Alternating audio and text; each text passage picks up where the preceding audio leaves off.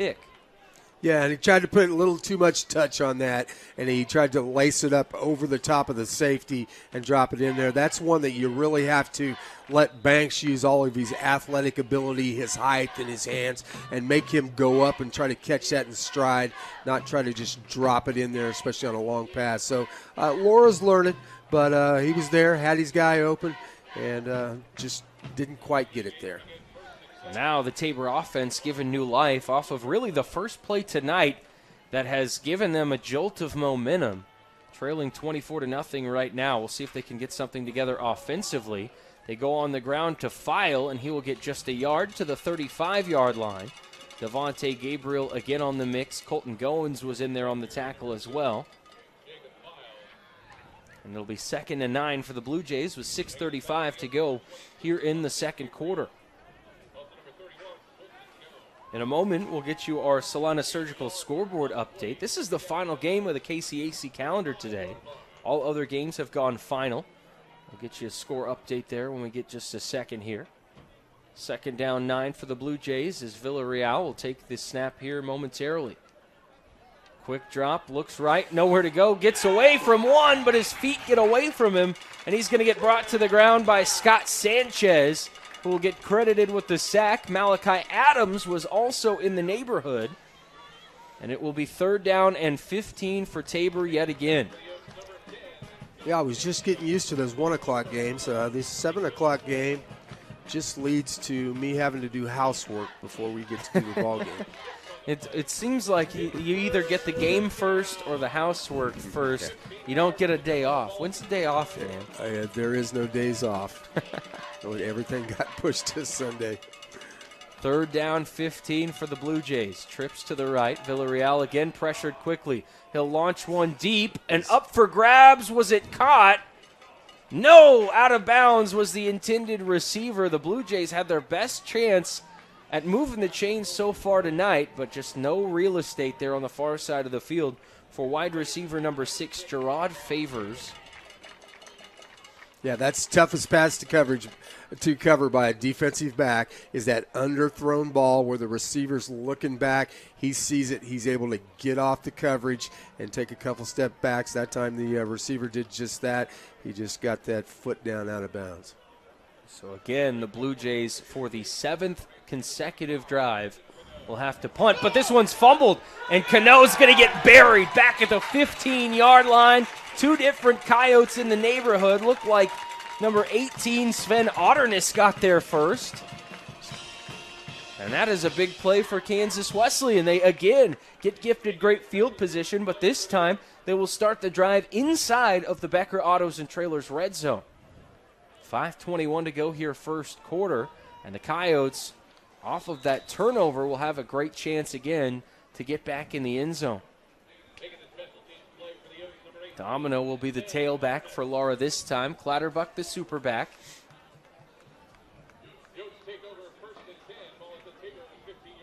Four down front for the Blue Jays. Laura hands it off to Domina. Up the middle to the 15. He'll get to about the 12, so maybe 3. Not a lot, but enough to move the chains, or move up closer to the chains, I should say. Yeah, and that's been one of our best plays. We see Alsman get a majority of his yards exactly there, the left side. Balderrama does a great job blocking out there and sealing that edge. Hard count again. Now Laura will step back and check with the near sideline. Looking at Coach Poe Evans and Coach Vargas in those bright highlighter-colored hats that'll signal in the play. Play clock around 7. They've got some time here. This time again they give to Domina up the gut. Big hole to the 10. Broken tackle 5. To Heaven. Domina into the end zone. Touchdown Coyotes. The freshman from Aurora, Colorado, with, I believe, just his 2nd touchdown of his young career. And the Coyotes lead it 30-0 with 4:30 to go here in the second quarter. Yeah, nice job by the big man. Contact a couple times, slowed up his momentum a little bit, but he was able to keep his feet. Last contact at about the 3-yard line, was able to plow through that and lean it in for the TD. Nice job by the young man. Extra point from Aaron Main is perfect. and the Coyote lead is 31-0. We'll take another quick timeout and be back with more in a moment here on FM 104.9. Kansas Wesleyan University's nursing program enables passionate students to become in-demand healthcare professionals. Our $5 million Nursing Education Center features simulation rooms and state-of-the-art equipment that our faculty use to develop students' skills. With several clinical opportunities in our community, Kansas Wesleyan University is the clear choice to start your nursing career. Learn more today at kwu.edu.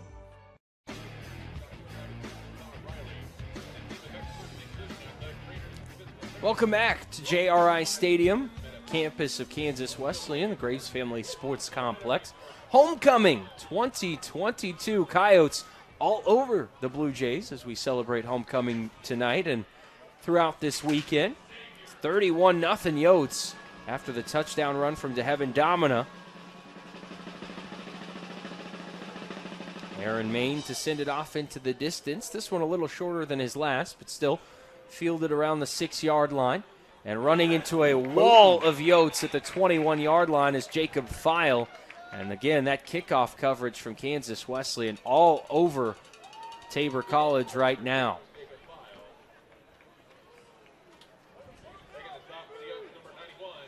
Yeah, they haven't been able to get oxygen anywhere on the field tonight. Not in the return game, not in the run game, not in the passing game. And Villarreal, he's had a tough time tonight with pressure in his lap every play. So Tabor will start this next drive at their own 22-yard line. Similar field position to where they've started their last couple.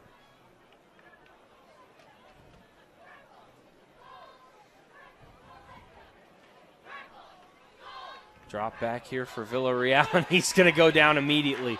Boy, I didn't even get to set up the play before Scott Sanchez was in the backfield. Another sack. I believe that is his second of the game. We'll tally the stats here for just a moment, but before that play, I did see a really cool moment. Kansas Wesleyan president, Dr. Matt Thompson, down on the sideline, came over and gave a big hug to freshman DeHeaven Domina, for congratulating him for that touchdown. Really cool moment to see the president of this university and a young man who has a very bright future. The loss for the Blue Jays was 7 on that play. Back to the 15-yard line. It is second down and long.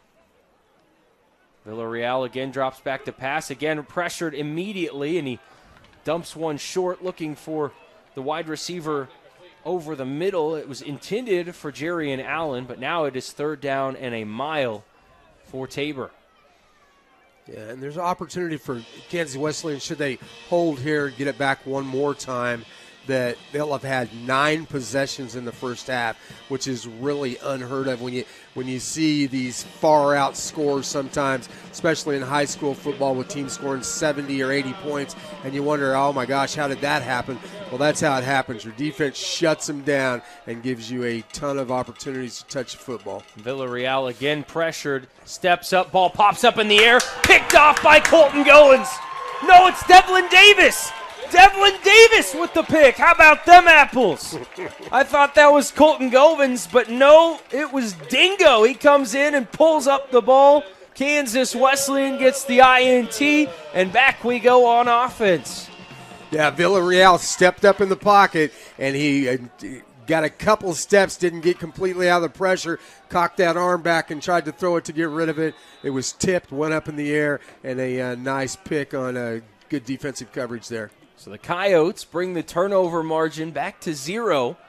And again, they start in fantastic field position with 3:32 left to go here in the first half. They look for more to try and deliver a finishing blow to the Blue Jays here before we hit the locker room.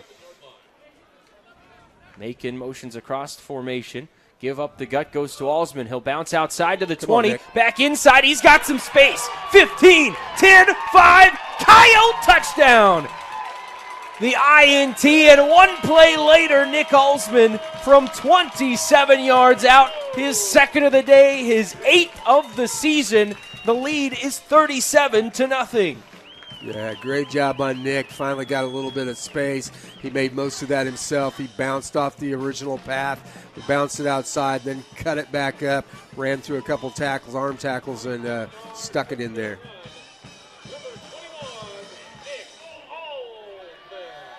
And Aaron Main once again will come on for the PAT. And once again, right down Santa Fe, the kick is good. 38-0 Kansas Wesleyan is our score with 3 minutes, 23 seconds left to go before halftime. We'll take another quick timeout and be back right after this here on FM 104.9. At JRI Hospitality, we believe that food brings people together. Our guests receive that one-of-a-kind experience they can expect time and time again. Our team specializes in restaurant ownership, franchising, management, construction, development, and consulting. We operate over 70 restaurants in 11 states and employ over 2,100 of the greatest team members. We help build success because at JRI Hospitality, we love what we do.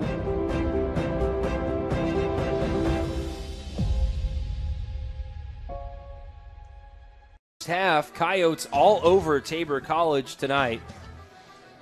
38-0. Aaron Main again to send it off into the night sky here on a beautiful evening in Salina. And this one will be fair caught in the end zone for a touchback. And Tabor will this time start at their own 25, which, for my knowledge, is their best starting field position of the game. Yeah, and what a difference a week makes, and the fact that when I talked about the 9 possessions being so many, they only had 4 possessions in the first half last week in the McPherson game in a low-scoring affair, obviously. But, yeah, that's just a huge difference. That's twice as many touches, twice as many opportunities to score, and they've made the most of that tonight with 38 points. So Tabor, again, has struggled mightily on offense. They have run so far tonight 25 plays for negative 41 total yards of offense. They will hand up the gut here to the big tailback that time. It looked like Devin Jones got his first carry. He's a bigger back. That is not Devin Jones. That is Liam Brown. He's sort of the fullback tight end combo, so not their second string tailback. He's the fullback, and he gets a carry for about 2 yards, and Tabor is in front of the chains for the first time in a while. Second down here for the Blue Jay offense. Gustavo Villarreal has had a tough time working. Again, he goes back to Brown up the middle. This one stopped for a short pickup, 2, maybe 3 yards to the 30, but it will be 3rd down and 5 for the Blue Jays' next snap. Couple of second shift secondary members in the contest for the Coyotes now. Bilbert Jones, Jordan Dupree, Colby Kleiman in there at safety. Also over the top, you see number 35, Gage Girk, who made a nice tackle earlier on kickoff coverage. Tabor tonight 0 of 8 on 3rd downs. Villarreal goes right back to the well for Brown, and he's going to be short, but he picks up about half the yardage necessary. So does Tabor consider going for it? I don't think they will. They'll send the punt unit back out there for 4th down and about 2.5. And with 1:40 to go here in the first 2 quarters, the Coyote offense will again get another crack at it before we head to the locker room. Yeah, just too deep in their own territory to try to take a chance at getting the first down there. So coach plays it conservative, come out and kick and let the defense play again. Brandon Cano had trouble handling the last snap. He stands at his own 20 here. Pressured, but he gets it just past the Coyotes, and Macon will field it backtracking to around the 25. He'll get across the 30, but not much further than maybe the 33-yard line. And with 1 minute, 7 seconds, and 2 timeouts, Coyotes will try and put one more drive together before we head to our Salina Regional Orthopedic and Sports Medicine Clinic halftime show. While we have a moment, though, let's check our Salina Surgical scoreboard update. brought to you by Salina Surgical Hospital. Choose Salina Surgical Hospital for your outpatient procedures or inpatient stays. Salina Surgical is proud to be partially physician-owned. Earlier today in the KCAC, Ottawa got their first win of the season. They defeated Friends 28-13 down in Wichita. Avila defeated St. Mary 34-21. That game was knotted at 14 at halftime. Bethel had no trouble with Sterling, winning 51-7. Lomax Spivey in motion. They'll hand it off up the middle to Mark Benjamin. Breaks one tackle, 40, and tackled across the 45 by just the toes. The Coyotes move the chains as we're now about at 1 minute to go here in the first half. Yeah, another shoestring tackle there. Otherwise, Benjamin takes that all the way. And we've talked about it time and time again, what a different look it is when he runs through the line of scrimmage. And we get a whistle and a penalty flag. Looks like another Coyote false start, and it is. So a 5-yard penalty with 47 seconds to go here in the half. Also, by the way, earlier today in the KCAC, McPherson College got back in the win column as they took out some frustrations on the Bethany College Swedes. A 53-6 win over Bethany for the Bulldogs in that one. And then up in the Big 12 ranks, Baylor defeated Kansas 35-23 earlier today. But as we speak on our sister station, 1150 KSAL, Kansas State leads TCU 21-10 midway through the second quarter. Coyotes took a timeout there to avoid the 10-second runoff, so they'll get to talk things over here as they face a 1st and 15 at the 43-yard line. Do you play for a field goal here, Dan, or do you try to get in the end zone? We just saw a little bit ago that Aaron Main's good from at least 47, so that means you really just have to get to the 30-yard line of Kansas Wesleyan, so maybe 25 more yards or so. Certainly a possibility after he's already hit one. You don't necessarily have to. Aaron continues to have the big leg like that. You definitely don't have to force yourself to throw the long ball and throw over the top of everybody. But, yeah, you've got 47 seconds here. You can get maybe 3 or 4 plays and trot the field goal team out there. Kansas Wesleyan out of the timeout. Gets set up. Motion man again is Macon. He'll come to the near side. There's trips here now. Lara drops back, looking deep. He thinks better of it, now throws over the middle for Haziga, who makes the catch at the 45 of Tabor. He'll be 3 yards shy of the first down, but with 35 seconds to go, the Coyotes will just work quickly here. But there's a chunk back. They get 12 on the play, and they'll set up quickly. Got a timeout left. Haziga again will be split out wide. Lara rolls to the left. He's in some trouble, gets a good block from Jaron Hightower. Now Lara will just put it in his chest, and he will run close to a first down. Gets marked shy. It'll be 3rd down and 1 at the 43. I thought he had it, but didn't get a friendly spot here on the near side. I don't know as he necessarily knew where the spot was that time. He had room to get that extra yard or two, but he decided to stop the clock prematurely. 15 seconds on the clock. Again, the Coyotes do have one timeout here. Need a few yards to get into field goal range. Likely take to the air on this play. Chest high snap. Fakes to Mark Benjamin. Lara, deep drop. He'll dump it short. Mark Benjamin has the catch to the 40, 35, and the Coyotes get inside the 35. They'll call timeout with 7 seconds left here in the second quarter. Where is the spot? Because you're right on the cusp of Aaron Main's field goal range.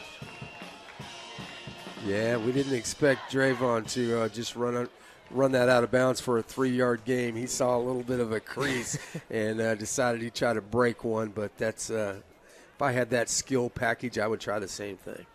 So they marked it at the 34. This is going to be a 51-yard field goal attempt from Aaron Main. He is hit once tonight from 47, and this would undoubtedly be a career long from Aaron. His holder is Miguel Milan. Snapper will be Brendan Tackett. Everybody's set. Good snap, good hold. The kick is up. Got it. Does it have the leg? It's good! Aaron Main from 51 yards out. The Coyote lead is 41-0 with 2 seconds to go in the second quarter. How about that? He had 1 made field goal on the season, just 2 attempts. And tonight, he's cashed 2 in before we hit the locker room. I'm sure there's been longer ones hitting the KCAC, but I don't know if anybody's hit a 51-yarder yet this year. So great job by Aaron once again coming out there and showing the boys that they're not the only ones that can score points around here. And again, it comes with just 2 seconds on the clock, so the Coyotes can kick it short here and just let that time elapse and head on into the locker room feeling very, very good about this offense. I told you, Dan, when we came in to the second quarter that the Coyotes had a good start, but the second quarter was really where they had done their damage this season, and they've put 27 points on the board here in the second 15. It's been a while since we've seen this group put up that much points in one quarter, but we know they're perfectly capable, and I give a lot of that credit to the defense. And Aaron will just send a knuckleball right down the turf, and Tabor will fall on it at about the 28, and that's going to be the end of the first half. Kansas Wesleyan all over the visiting Tabor College Blue Jays tonight. Our score 41-0 at the break as we head to our Solana Regional Orthopedic and Sports Medicine Clinic halftime show. When we return, you'll hear a halftime interview for homecoming. We'll also have stats and scores from around the area and recap the first half of action. That's coming up after the break here on FM 104.9.